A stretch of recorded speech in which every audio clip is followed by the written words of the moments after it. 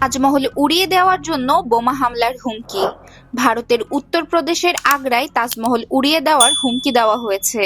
এক অজ্ঞাত ব্যক্তি ইমেইলের মাধ্যমে পুলিশকে এই বোমা হামলার হুমকি পাঠায়। এরপর তাজমহলের ভেতর এবং আশেপাশে ব্যাপক তল্লাশি চালায় পুলিশ, তবে কোনো বিস্ফোরক বা বোমা উদ্ধার করা হয়নি।